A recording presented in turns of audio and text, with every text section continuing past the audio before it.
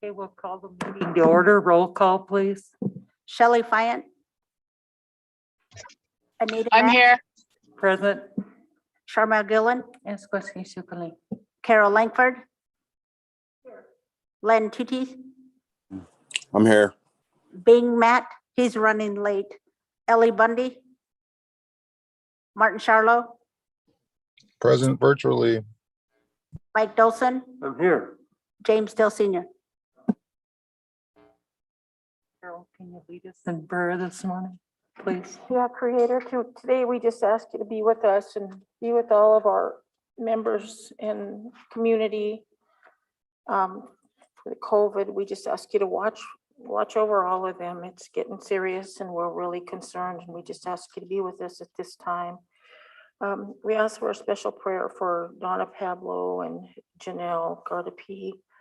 And we pray for Denise Steele, Denise Marshall, who is in the hospital. We just ask you to be with all of the people that are currently sick and ill and trying to recover, and just be with them. Creator, we also ask you to watch over our first responders and our police, and just be with them at this time. And we also ask for a special prayer for an upcoming new fiscal year, that things will go okay, and that we have enough money to serve our membership. Comiete. Limited, Carol. Okay, we have a set of minutes from September 23rd.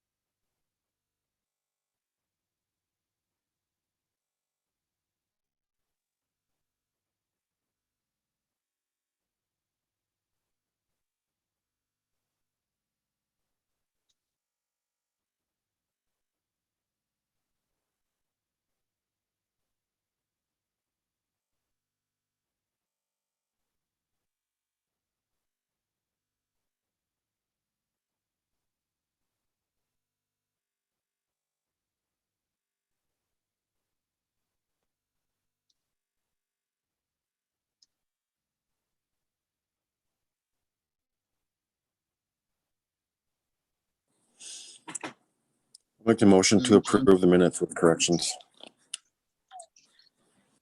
Motion by Lynn to approve the minutes of September 23rd. Is there a second?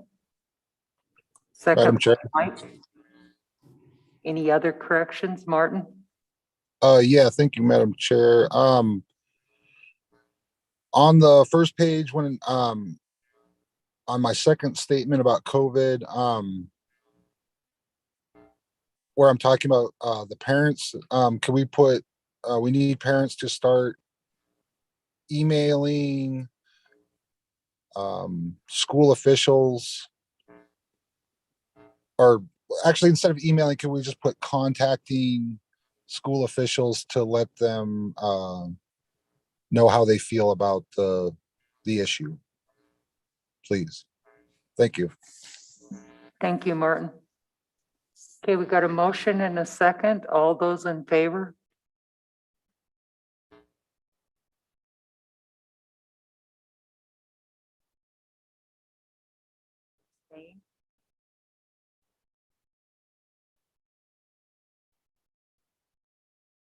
Shelley, I didn't get your vote. I'm abstaining, Madam Chair. Okay. Motion carries. 2 abstentions, Ellie and Shelley. Madam Chair. Yes.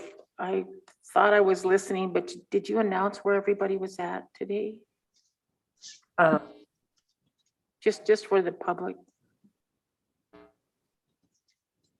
Want to go with that? I know Bing's at a dental appointment and Ellie's at a MMIP meeting and Shelley's got 2 other meetings this morning. When is the Arley High School honoring that council wanted me to attend? Thank you, Shelley. Madam Vice Chair, Yes, go ahead, Ellie. I'm actually at a Montana Board of Crime Control conference presenting. Thank you, Ellie. And Len's on.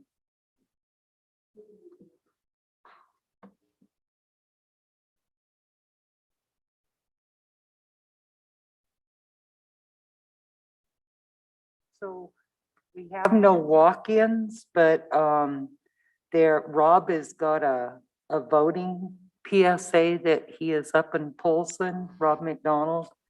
And Lawrence Kinville has a introduction. Is there anything else to add to the agenda today?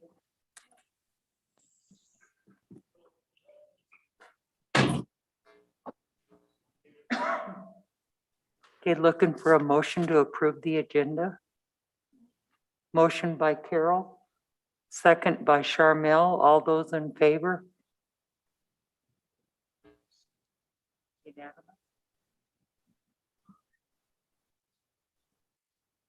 Okay, Rob, are you ready? Yeah, sure. Thank you, Madam Chair. Well, I'm on a field trip today. I am at the Lake County Courthouse outside the election office. And I wanted to remind everybody, as the Get Out the Vote coordinator, one of my many jobs, that today is National Voter Registration Day. So there is a table set up actually in the courthouse up where you get your vehicle registration. And I want to remind people that please register to vote. Please be heard. If you have never seen the election office, I wanted to give you a quick tour. Anybody hasn't been here, I'm sure most people have. They have 2 new staff and they are already gearing up for the coming fall elections. They tried to clean it up and I went, no, leave it messy. I want to see everyone. I want everyone to know just how much hard work it is for an election. Tony's the director, sitting down in the corner back there, and former tribal health employee, Marie. How you doing? Willing to help people out. I want to remind people that there is a new form this year. In the past, it had been about half the size of a regular sheet of paper. This is what it looks like. It's a little larger and it can be downloaded. If you go to the election site, there are links to it. You can also check to see if you are registered to vote. So I will soon be sending out a link to everybody through work and post that on the Charcusta and Get Out the Vote site. So please bring a friend. If you really want to get on my good side, if you really want to distinguish yourself as a tribal member of the year, post a video, encourage your friends, tell them the importance of voting, tell them it's a privilege that our ancestors fought for and we need to be heard. So please do your part. And with that, I'll stand for questions if there are any. Anyone have any questions for Rob? Any comments? Chair? Carol and then Martin. Yeah, I just wanted to tell Rob, thank you. I really like the in-person. I think it really sends a stronger message. So yeah, and showing us, a lot of people don't know you go in the south end of the back door, it's just right in the door and in the door, right? They haven't moved it because it looks a little different than what it used to be. So yeah, but thank you so much, Rob. This means a lot. So let's keep this video and keep playing it. Thank you, Carol. Thank you, Rob. Go ahead, Martin.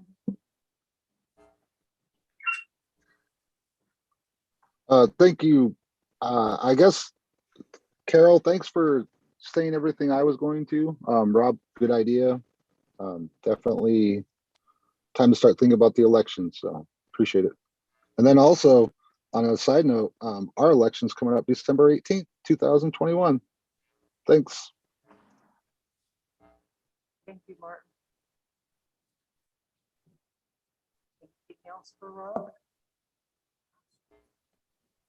Don't forget to register to vote. Thank you, Rob. Looking good. All that prep time before.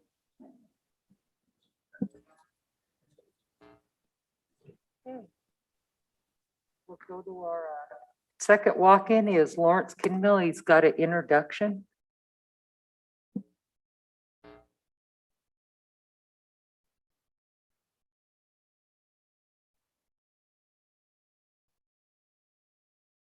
Morning, everyone. You have to turn your mic on there, I think, if you.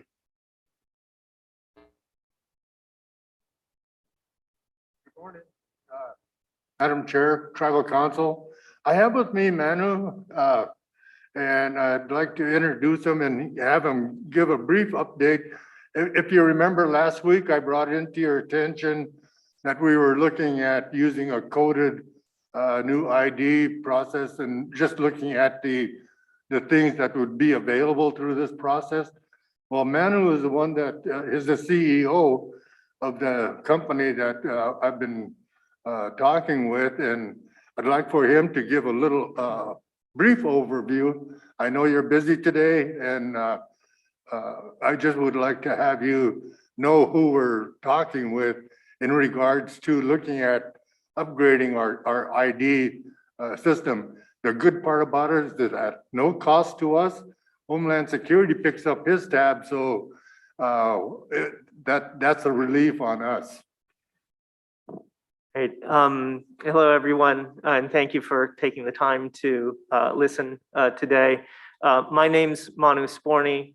I'm the CEO of a company called Digital Bazaar, and we work with the U.S. Department of Homeland Security on next generation digital identification cards.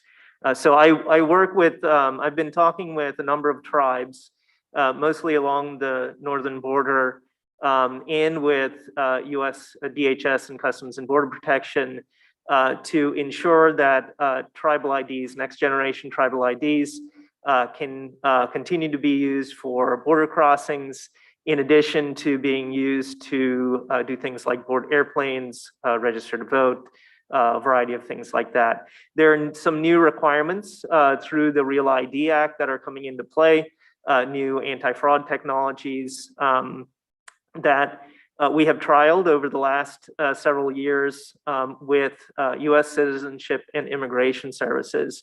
So these new technologies have already had the R&D done on them. We've worked with US Citizenship and Immigration Services on the permanent resident card.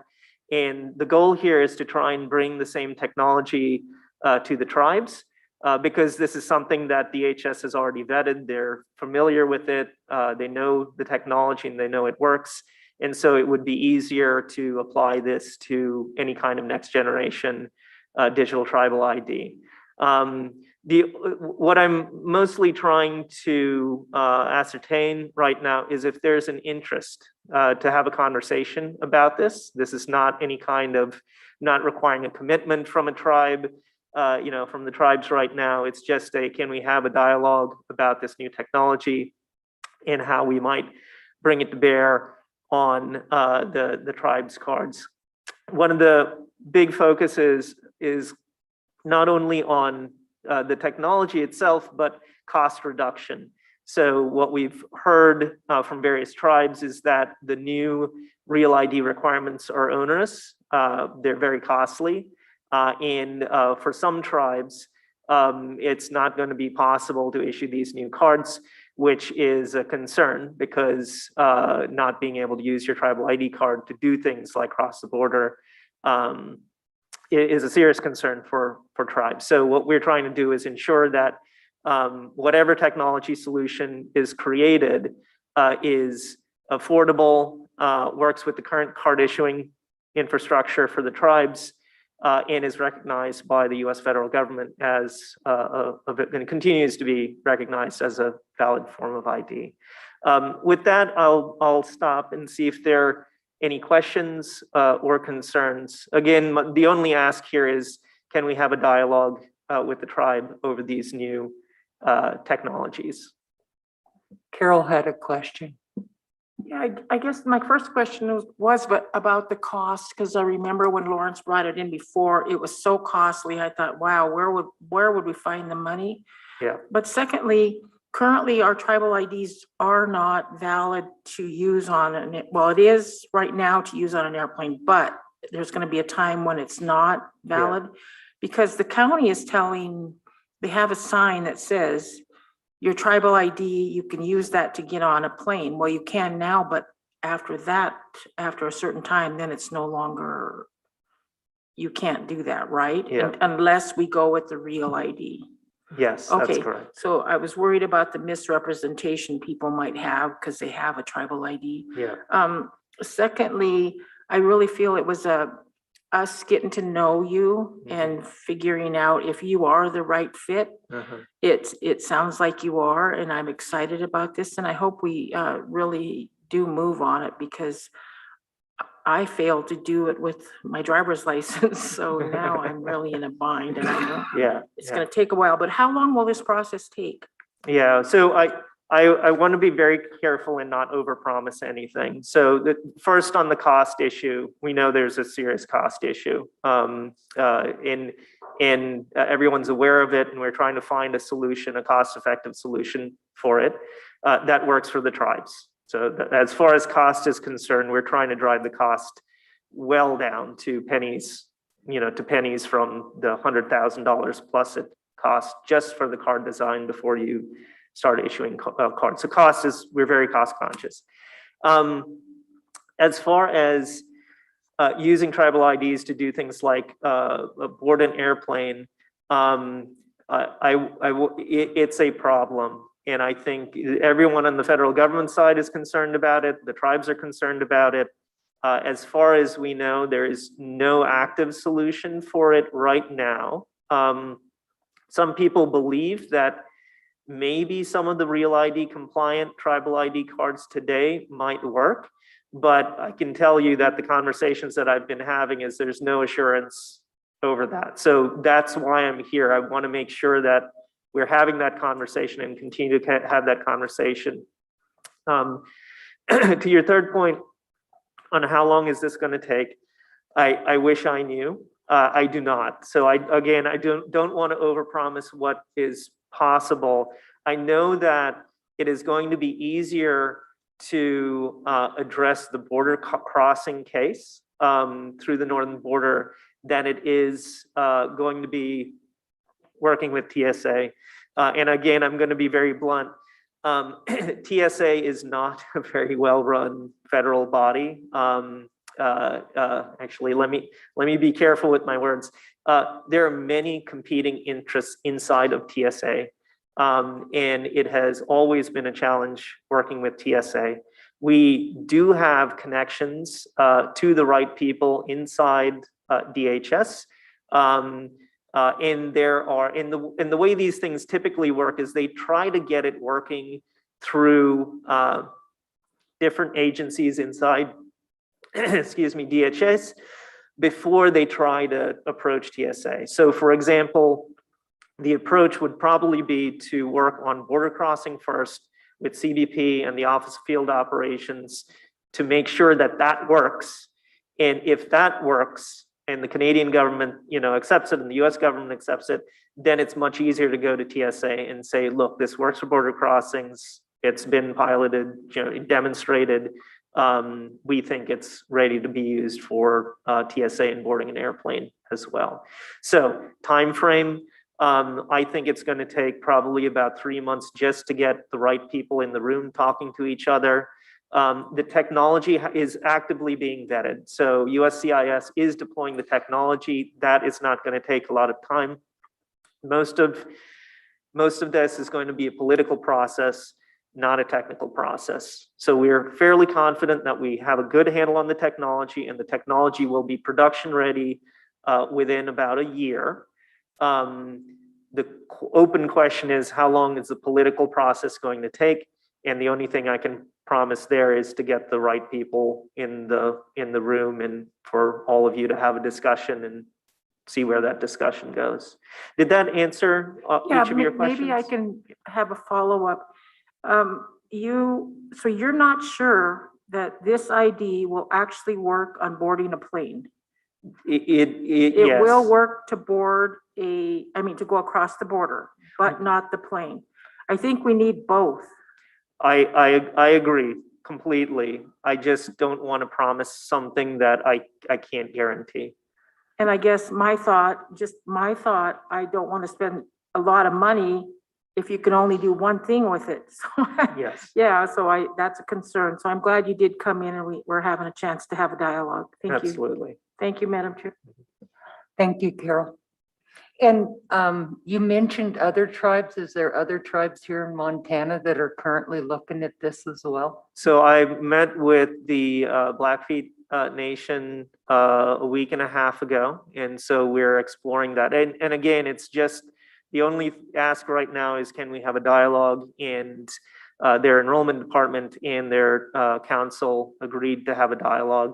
I'm also headed to Wind River on Friday and plan to meet with the Eastern Shoshone and the Northern Arapaho as well.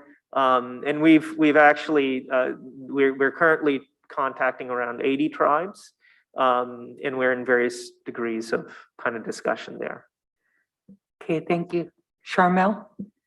Thank you, Madam Chair. I guess I'm just curious, what are some of the ways that you'll bring down the cost?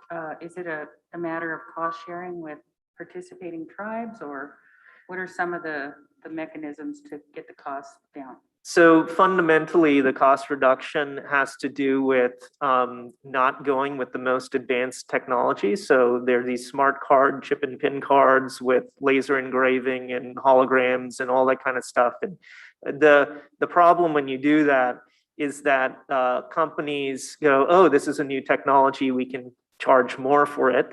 And what that results in is $100,000 card design fees. Our approach is, can we eliminate those new technologies without reducing the security of the card itself? These are some of the new technologies that we're trialing with the US Department of Homeland Security. Literally, what we're trying to do is make it so that you could print a card out using a laser printer, which costs a penny or two, and that printout would be have the same anti-fraud features as these new laser engraved cards. So to give you an idea of one of the technologies that we're using there, we're using digital signatures on 2D barcodes. So currently, if you look at your driver's license, if you look at your current, any card that has a 2D barcode on it, it does not have a digital signature from the issuer of the card. So for example, the new technology would have a 2D barcode that is digitally signed by the tribe. And when you scan that barcode, you know that nobody's tampered with that barcode, and you know exactly that, and you know that the tribe generated that imprint, and only the tribe is capable of generating that digital signature. It's unique to every card, you know, that's issued. So hopefully that it's a new technology that is being applied so that we can bring the cost down. You can print that out on a laser printer and know that only the tribe could have issued that 2D barcode, for example. So that's just one example of what we're trying to do to take the conversation, you know, to reduce the requirements of these new digital IDs. And if we did that, then all of a sudden your $100,000 design fee goes away, right? Because you're not designing a $100,000 laser etched card. You're literally, you know, designing an image, what the card looks like, the graphics on it, and the anti-fraud feature is the actual 2D barcode itself. Did that answer your question? Okay. Okay.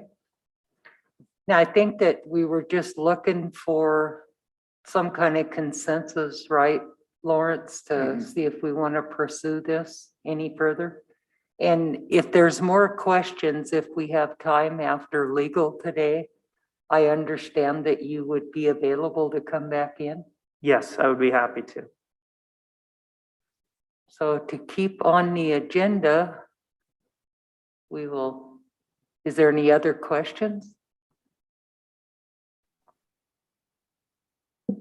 Does anybody want Lawrence and, sorry, I forgot your name, Manu. to come back at, if we have time before legal? Go ahead, Sharma. I guess maybe the question is, when you're asking if we'd like to continue this conversation, what would you like to schedule? On the first point, I'm available through email. I can join via Zoom. All of those things are possibilities. So, don't feel rushed that this is the only chance to engage and ask questions. I'm happy to be available at whatever time suits all of you. I'm sorry, your second question. The chairwoman was asking if we would like you to come back later, but I guess my thought is, if we have consensus to continue this dialogue and pursue more information, I would think we would just authorize Lawrence to work with you. And then if we have any specific questions, we can funnel those through to you and then wait for another report back from Lawrence and his staff. And that probably would suffice. So I'm trying to ascertain whether you require another meeting with us today. No, I don't. I think that plan that you outlined sounds very reasonable.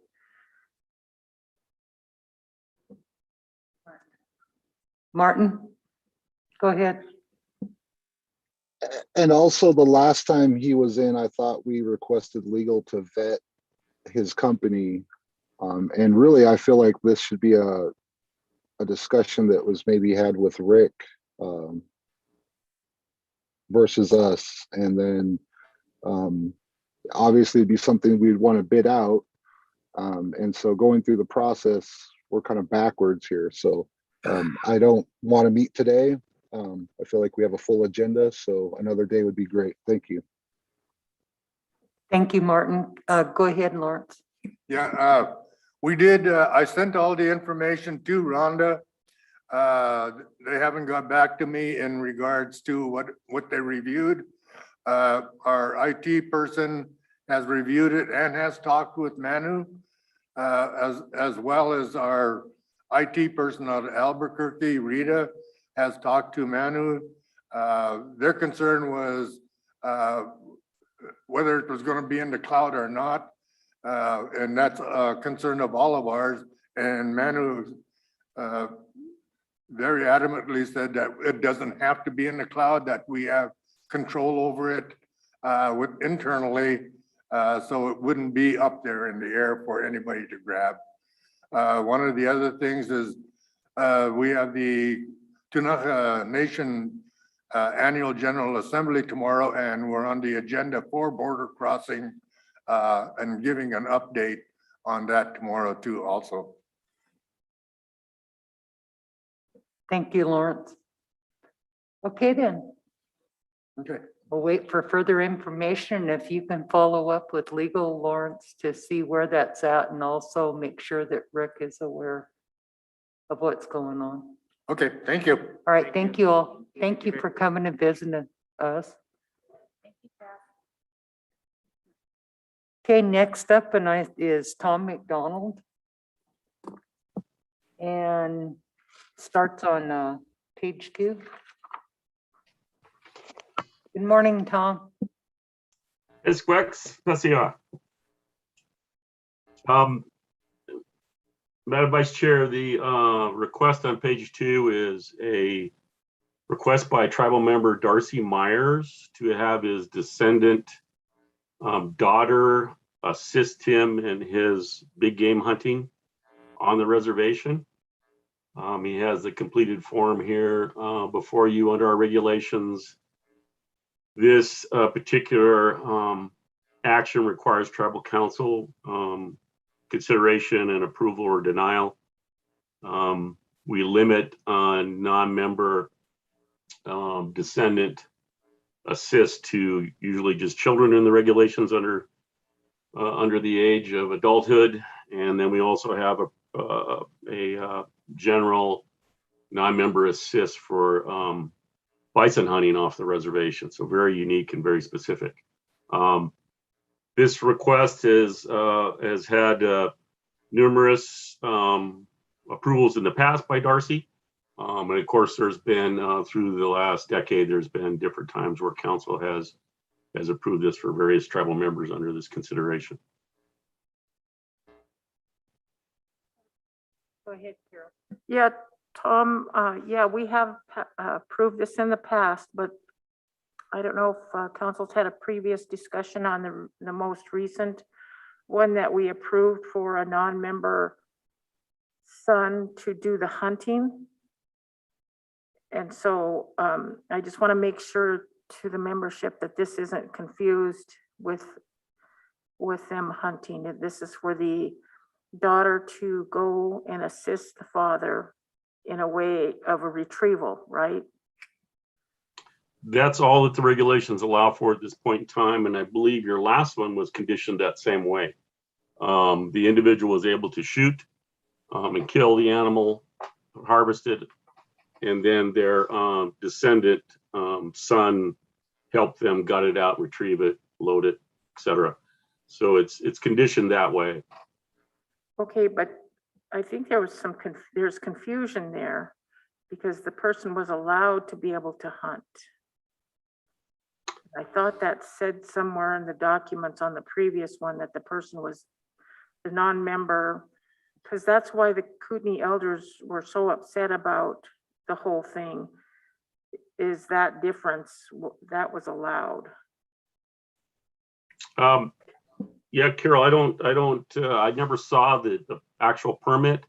I did talk with that individual tribal member when she called me about it and told her the form. And in my discussion with her, who is a person who's been a very active hunter in the past, very capable, actually kind of it's surprising to me because the person takes pride in her being able to do everything herself, that she was indeed going to be the one that fires the gun and does all of that. Yeah, and maybe that was our confusion, but it just seemed like that's what they were really upset with. And on this one is different because it's just her assisting after the hunt's done. So, okay. Okay, I've got Charmel and then Martin. Yeah, Tom, I don't know if you're fully up to speed on what Carol's referring to, and I'm certainly not fully up to speed, probably because I believe the discussion started at Len Two-Teeth's district meeting, and he's on the meeting, and maybe he can help fill in the information. But certainly, as I understood it, you brought forward the request from Arlene Templer, and it was, to my knowledge, the same type of request that you're bringing forward today from Mr. Myers, and that it is associated with a medical, a health-related statement from a medical provider that the individual is asking for assistance. At least that was Ms. Templer's request, was backed by a medical provider's statement of the need for assistance from her descendant, direct descendant son, who was going to help. Was that what you're saying the request was then? Now that since has been, that action was rescinded by council action because of the concerns expressed. And I don't know if you're fully aware of that, but that's what we're talking about. Thank you. Yes, Madam Vice Chair, Councilman Gillen, I wasn't present when you authorized the hunter assist form permission. The form, as you can see, is very clear and specific on what's allowed. And I'm assuming that's the same form that you authorized Arlene Templer. And she was indeed, my conversation with her because she's been such an active hunter in the past and very, very capable, she was basing her request on the fact that her physical ability has changed. And so that was part of her request, was that she could no longer load an animal or gut it out on her own. She needed assistance. So, and her brother couldn't help her with that. So that was the emphasis behind her request. That's as far as I know, but she definitely could. She told me that she was going to be the one that shoots the animal and be compliant with the form. Okay, Martin? Thank you, Madam Chair. And actually, I believe that we probably had some misinformation. I'll own the fact that I probably reacted without seeing the information to rescind that action. What was reported to us is that it was someone, a non-member was allowed to hunt, which was incorrect. My big thing was that it was brought in at the end of the day. I didn't have a chance to look at it at the time. And in our society of rushing to judgment or action, you know, I made the motion to rescind, and we did that. And thankfully, I don't think it, you know, I hope it didn't affect this individual, but you know, this is the type of thing that, you know, I understand the timing of it and everything, but you know, we really need to vet things, and that was definitely my mistake that day. And I'll own that part. So that's what I'll say. Thanks.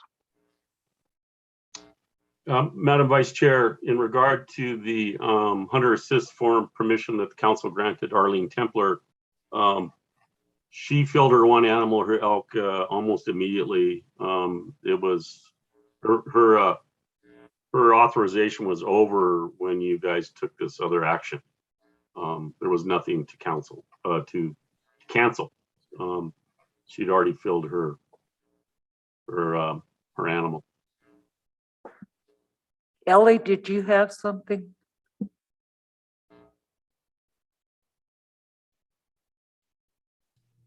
Thanks, Madam Vice Chair. I was just wondering on the language in the permit that it does outline just retrieval and not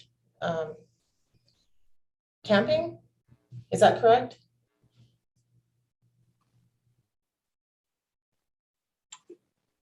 Madam Vice Chair, it's silent to camping.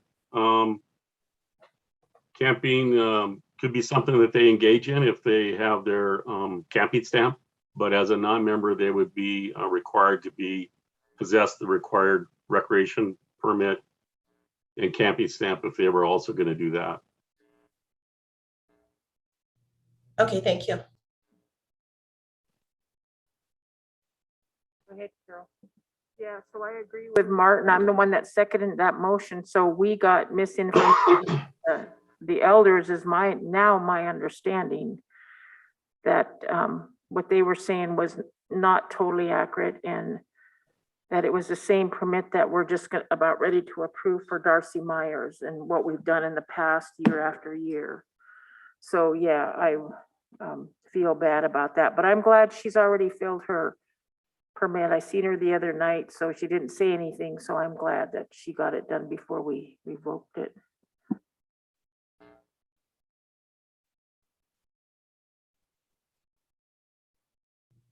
Madam Chair, Go ahead, Ellen. I make the motion to approve Darcy Myers' request to have his daughter assist. Okay, a motion by Ellie. Do we have a second? I'll second. Second by Lynn. All those in favor?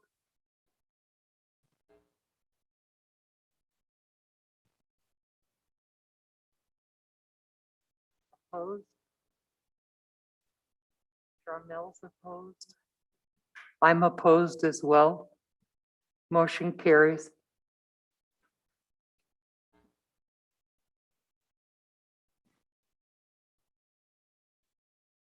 Go ahead. Thank you, Madam Chair. That's the only hunter assist form request we have right now presently. So Thank you, Tom. Tom, I was wondering, so in the future, these don't come in unless you present them? So nobody should be bringing in a walk-in without one of your staff present or you? Is that correct? We can definitely do that. Absolutely. The regulations just simply state it requires council approval for this consideration, but we would always make sure we have someone available if that's the direction we receive from you. Thank you, Tom. Have a good day. Thank you. So next on the agenda, we're going to talk about a discussion of some of the directives that council gave to Martin and I. I wanted to report on the schools. And yesterday I was able to get out and I CC'd the council an email requesting to meet with the school superintendents and school boards. I sent out to 8 different schools and I have received 3 responses with dates. Mike Perry from the Arley School has got October 12th at 6:30 p.m.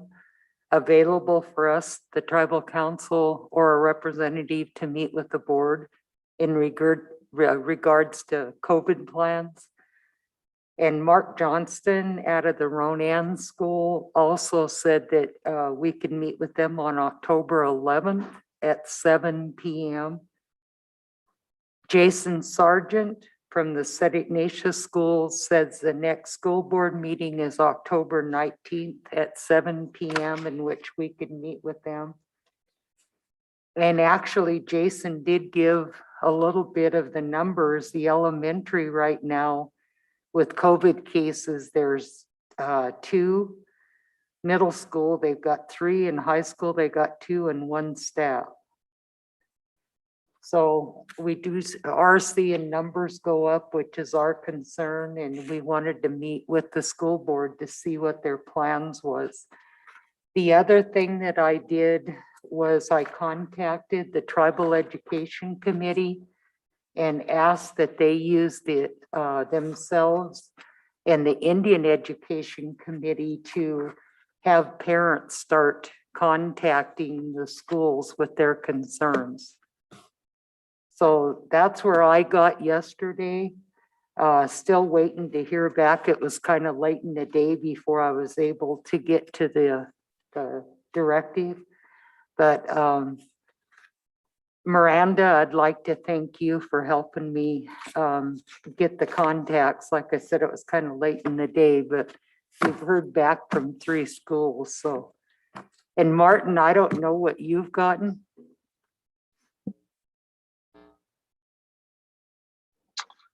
Thank you. I was able to get a hold of the county commissioner's probably administrative assistant, set up a meeting October 13th at 1:30 p.m. and that will be up at the courthouse in their meeting area. They couldn't meet sooner. They have Mako this week, and then the following week is extra busy because they're not meeting.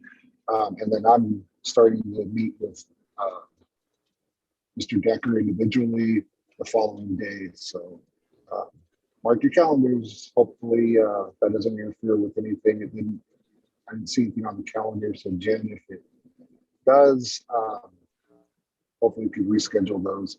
The other thing they did request is that we provide kind of some issues that we want to discuss. I know that at the forefront of this is COVID, but we don't always get the opportunity to meet with them. So if there are other issues that we would like to bring up, I'm probably going to loop in legal, and Rick, and the executive team, and see if there are other things. The big thing right now is doing what we can on our side. And unfortunately, they can't meet for a couple of weeks. So maybe by then we can have a lot of information to give them. I'll also loop in our tribal health, and hopefully have them present with us when we meet with them to discuss COVID. So that is my report in a nutshell. So any questions, I'll stand for those. Thank you.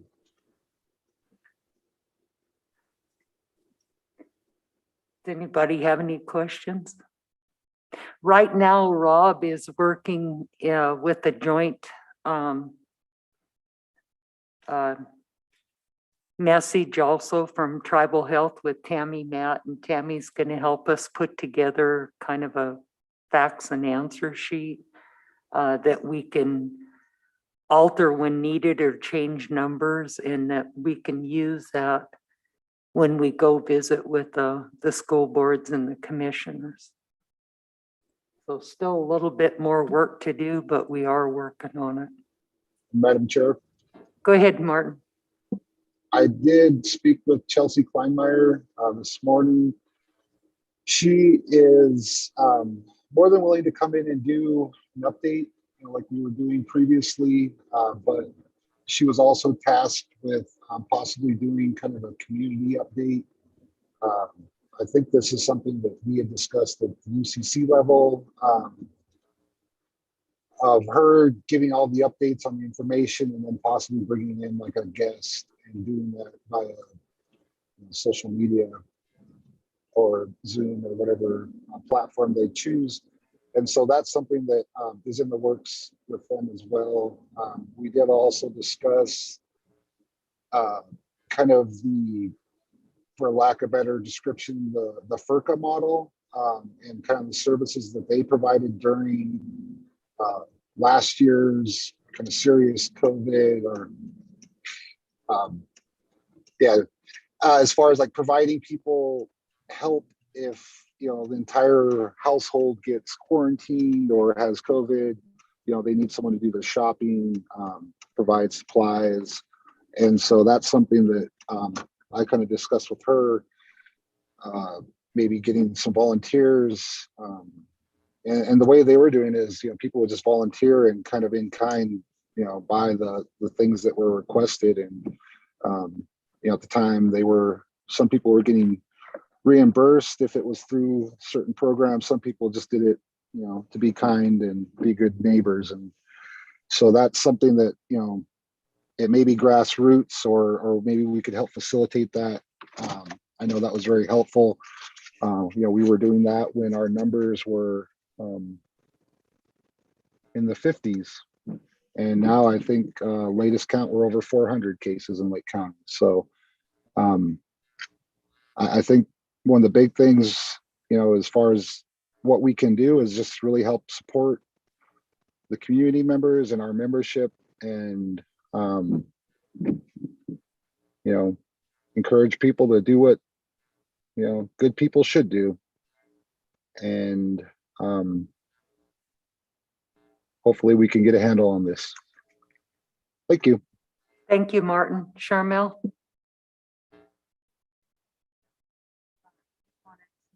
Say that a couple of things. First of all, Martin mentioned this earlier, that parents who are concerned about not having mask mandates in public schools are not voicing their concerns directly to school board members, according to what we've been told. So if that is something that you as a parent are concerned about, then we'd like to encourage you to make your concerns clearly known to your schools, your school boards, and your county commissioners.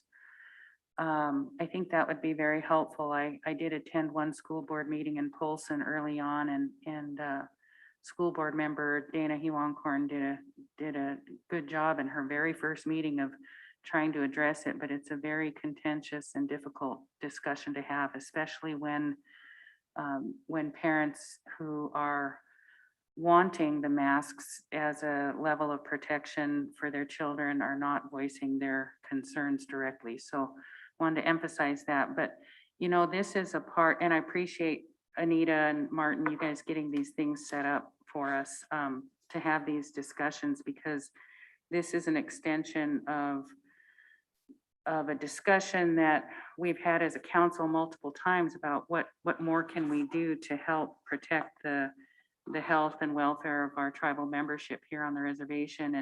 And it is a definite concern that we're trying to figure out, and there's no easy answers. But I was looking at some information and I wanted to ask if we can request our finance or executive officer staff to look into whether or not we can obtain and stock a supply of the antigen testing kits. The Binax Now, for example, is one that usually is stocked in the local pharmacies. I checked at Walgreens, Walmart, and Safeway yesterday and Polson, and they're currently out, and some are expected to be restocked. But I was speaking with Bing about this yesterday a little bit, and we were thinking if we could supply some of those test kits, it might help reduce the time of, if somebody can get a quicker positive test, they might start to isolate sooner and lessen the spread. So I'd like to ask if we can look into whether or not we can obtain some of those and make them available for our membership and definitely our employees. Thank you. Thank you, Charmel. I'm glad you hit on what the tribal council has been trying to do with the visiting with the school boards and asking parents to become involved. This morning I was listening to the news, and Missoula Public Schools started out with masking, and then they were going to visit it 30 days after, which it's coming to the end of that 30 days. But it's taking, with the contacts, 24 to 36 hours. So a lot of people can be exposed by the time the contacts are made available. And also, one thing to mention there is that it's went up 20% for COVID, even with the masking. So appreciate Charmel's comments and Martin's. We'll continue to work on it, and I would encourage all you out there listening to contact your school board or school board members and let your feelings be known. I did not contact Two Eagle or Incusum because they are wearing masks, so and practicing the social distancing.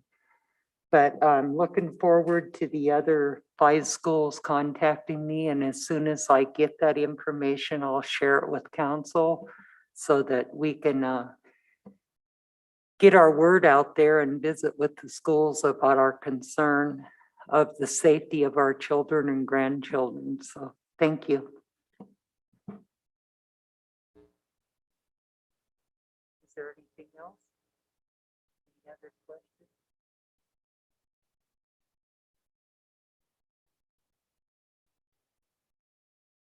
Okay.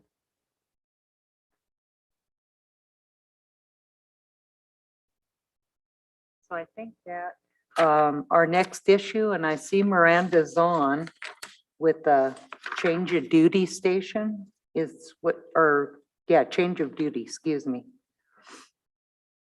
So again, Miranda, thank you for assisting me yesterday or over the weekend with the contacts. Absolutely, Anita, absolutely. So I am coming in today for a change of duty request from 2 of the Ronan Indian Education Parent Committee members. They have set up a consultation meeting with the Ronan School District administrators, and that meeting is set up for tomorrow. So there are 2 employees that work for the tribe that are on the Ronan IEC. The first one is Stephanie Gillen. She works at Natural Resources. And the second one is Ashley Gervais, who works at Tribal Social Services. I did put an email out to both of them asking if they have already gotten supervisor approval, if this was approved, but I haven't heard back. The meeting again is scheduled for tomorrow from 3 to 5, so it is during work hours.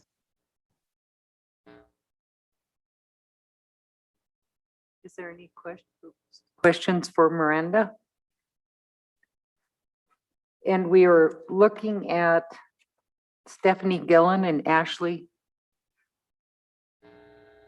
Jarvis. Is that correct? Jarvis, Gervais, yeah, I'm not sure how to say it, so.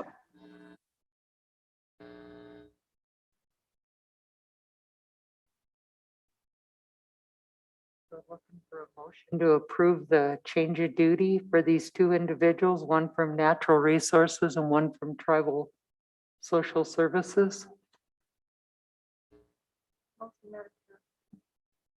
Or we want to do both of them at once or separately, Miranda? If we could do them together, that'd be great. Okay, Carol made the motion to approve the change request for Stephanie and Ashley. Do I have a second? Mike, seconds. All in favor?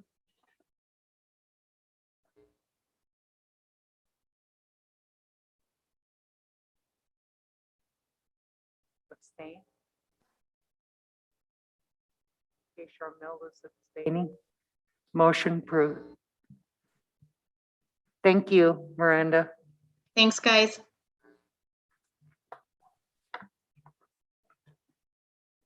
And I think I skipped by. Jen, you can help me with this. There was the support endorsement of the CSKT to support the Truth and Healing Commission on Indian boarding school policies. Madam Chair, Chairwoman Viant asked me to add that to the council agenda. Has council had a chance to look over the packet and look at it? No, I haven't. Maybe it's something that we can add at a different time, look over and add it to next week's agenda. Go ahead, Sharma.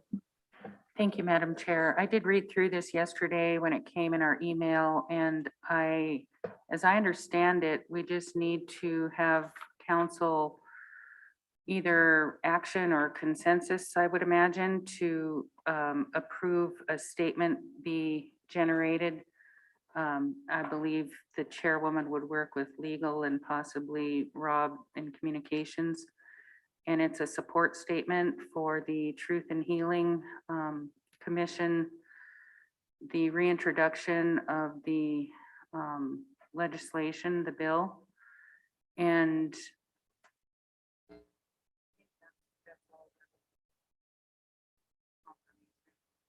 I would make that motion to approve the support statement for this legislation.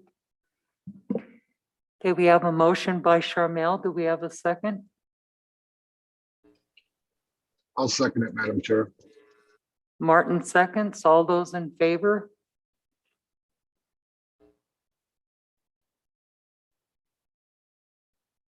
Unanimous, motion carries. I'll abstain, Madam Chair. I didn't Oh. have a chance to read it yet. Okay, pardon me. One abstention, Carol. I'll abstain also.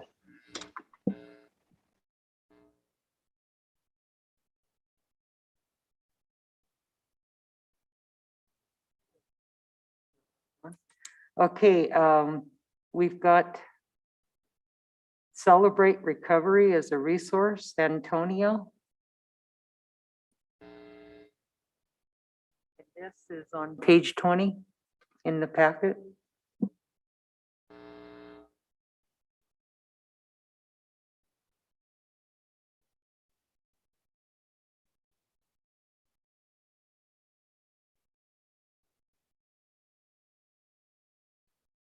Good morning, how are you? Good morning, I'm fine, thank you. Good morning to all you tribal council members and everybody here watching. My name's Antonio Guerrero, and I am the lead facilitator for Celebrate Recovery. And thank you for allowing me this time right now.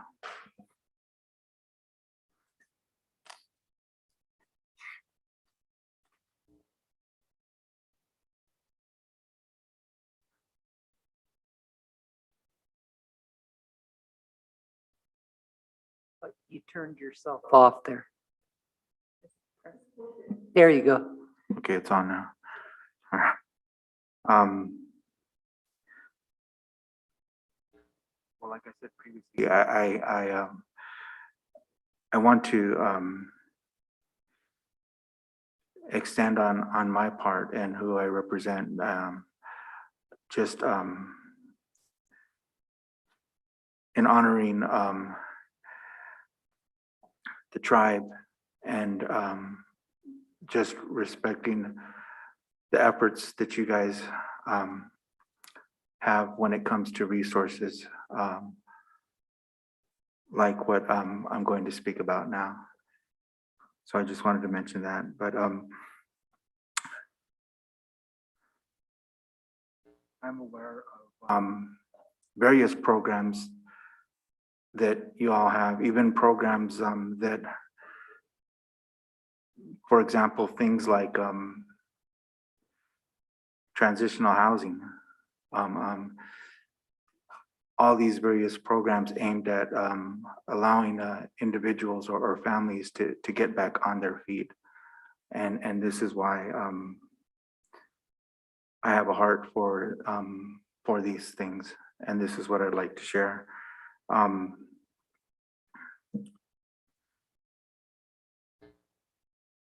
One good example is I remember hearing in the news when the tribe had required the hotel there in Ronan, and I'm just following the stories and everything, and seeing what things like that can be used for and how they could help individuals. That's something that has been on my heart, to be able to help individuals and families with resources like this. And I guess I have a personal vested interest as well, because I have two daughters who live here. They live in Pablo. They go to Pablo Elementary, and so it's important to me as a parent, their environment and in the community, and if there's anything that I can do to help with that, then that's definitely something that I want to be a part of, which is why I'm here to share a little bit about Celebrate Recovery and what we do. But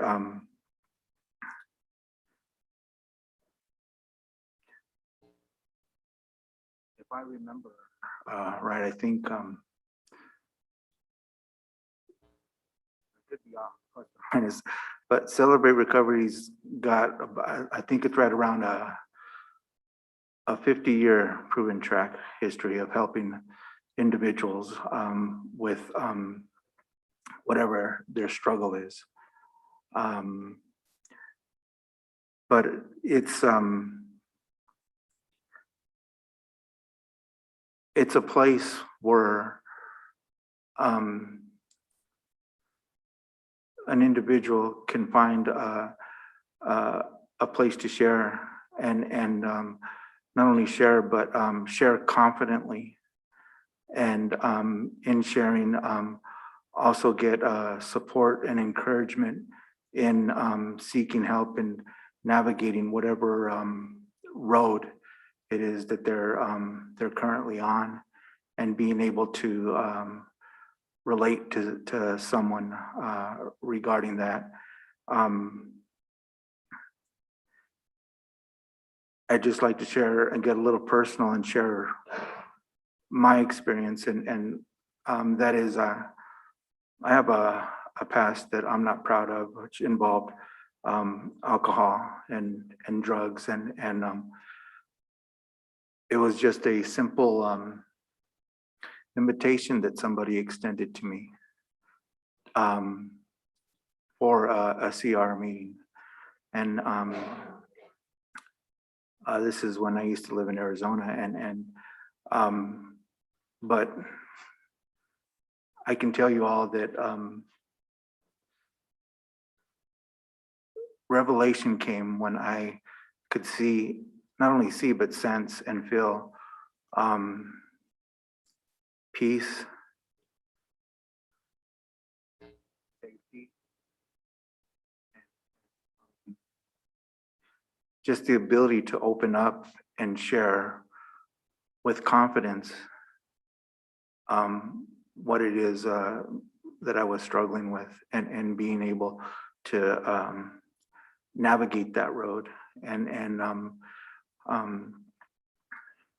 Celebrate Recovery has a 12-step recovery curriculum that they use, and I can sit here before you all and I can proudly say that I've been sober since 2009, and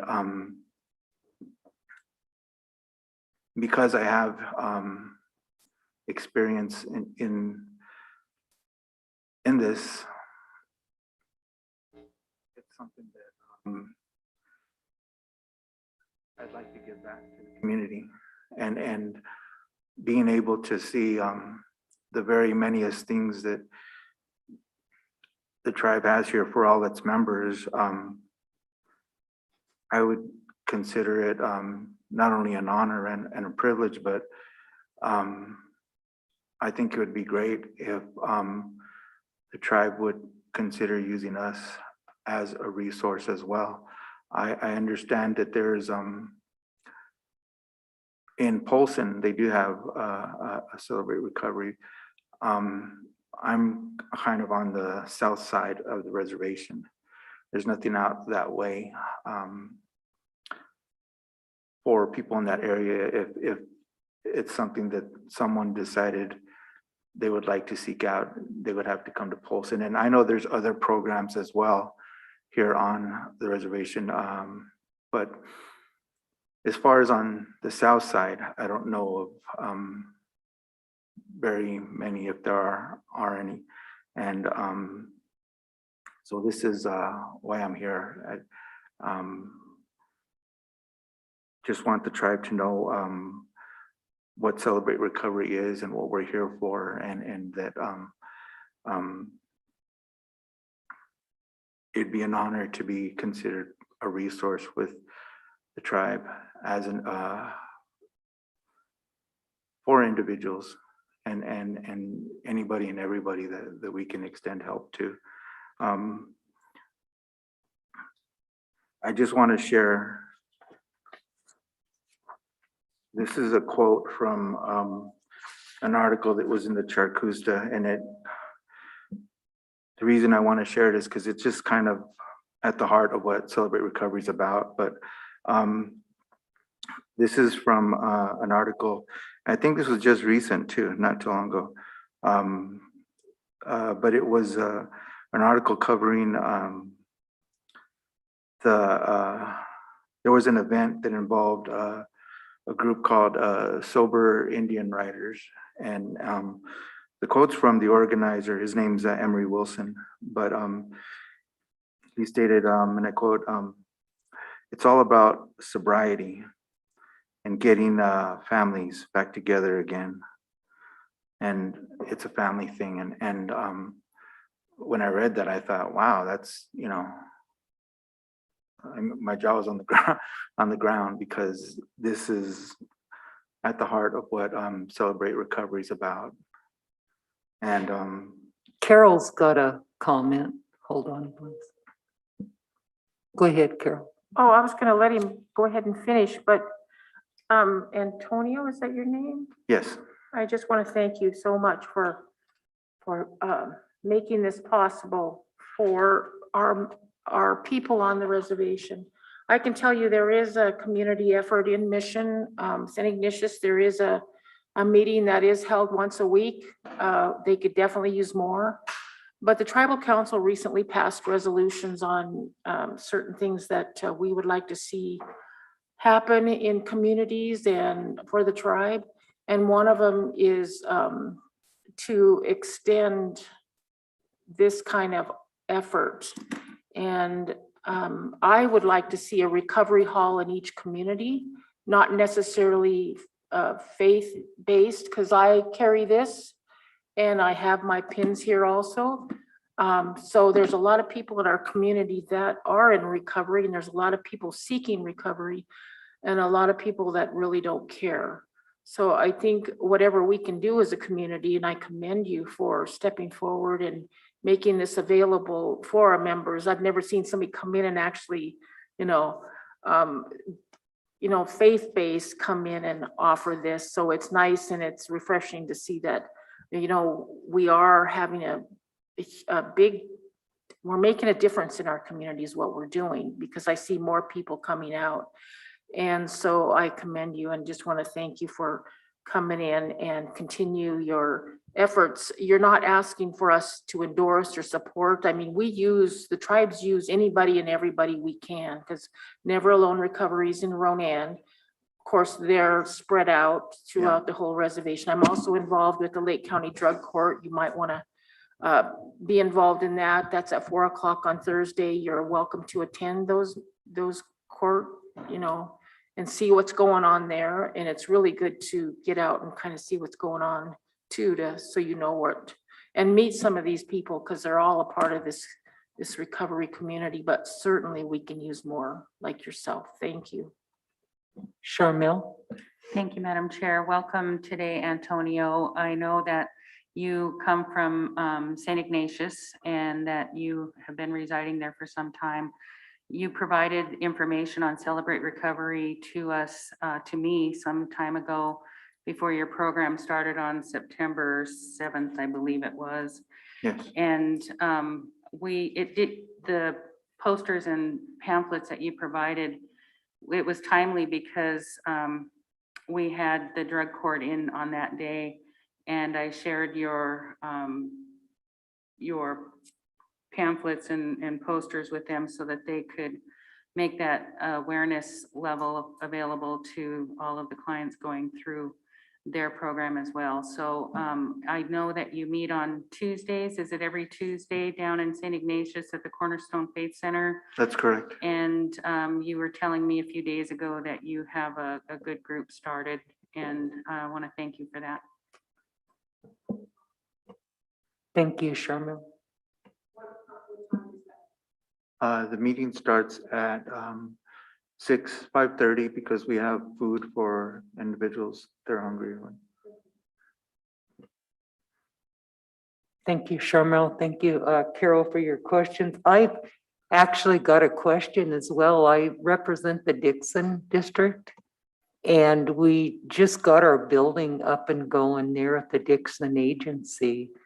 And I would more than welcome you if you can figure out a time, or if it's something that you'd want to do to use our building, one day a month or whatever, one day a week or whatever your organization would like to. If you want to take a card or give me some pamphlets, then I can share them at the next district meeting.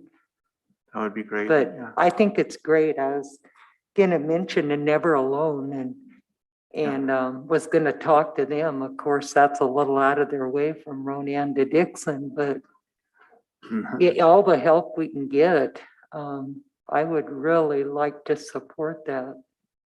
Thank you. So I that'd appreciate be you great. coming in today. Thank you.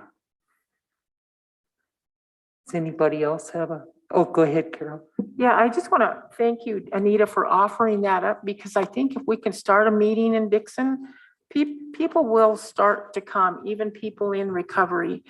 And maybe that'll send a message to people in that community that there is something available, there is hope, and there is help.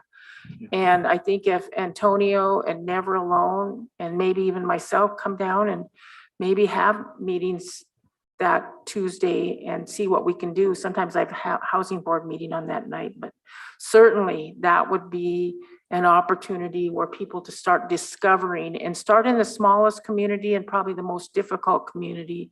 And that would be the place to start, because they have a building and Anita's offered it. So yeah, I would be willing to join up with you and do whatever we could to make that possible. I've ran a few meetings myself, so thank you. Thank you. Thank you, Carol.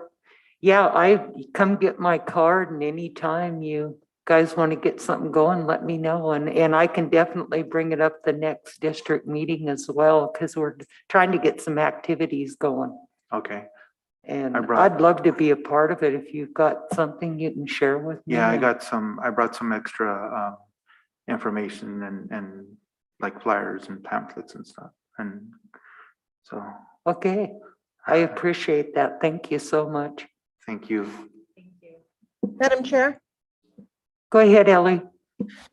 if you could also grab a card for me. I represent the St. Ignatius District and would extend the invitation to you as well to come to the district meeting and introduce yourself and share in whichever way you would like. And if you ever need assistance from me down that way, just give me a holler. But perhaps Anita can give you my card as well.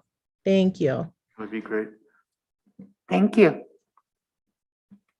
And I look forward to meeting with you and hearing from you and getting something started. I think it'd be great for every community. I really do.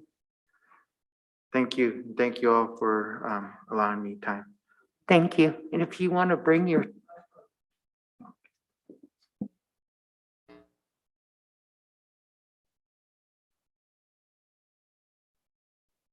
Okay, Greg, we're going to take a quick break here before the next presentation. So 5 minutes.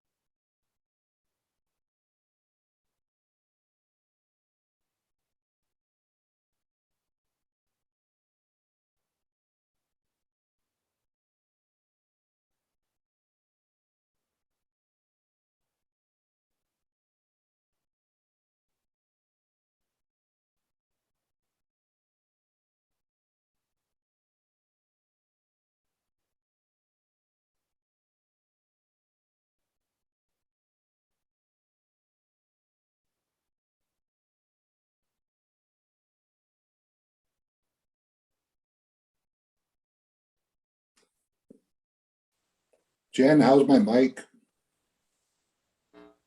Good. Thank you. Sorry I can't be there.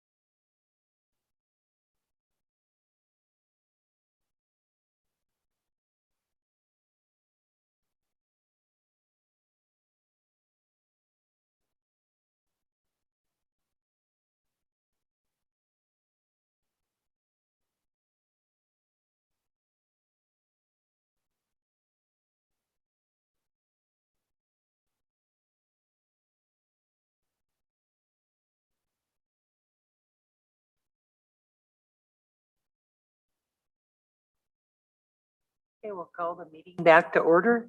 Greg, we got some investment information. I think you wanted to go into executive, am I right? Yes, ma'am. Okay, we'll go out of regular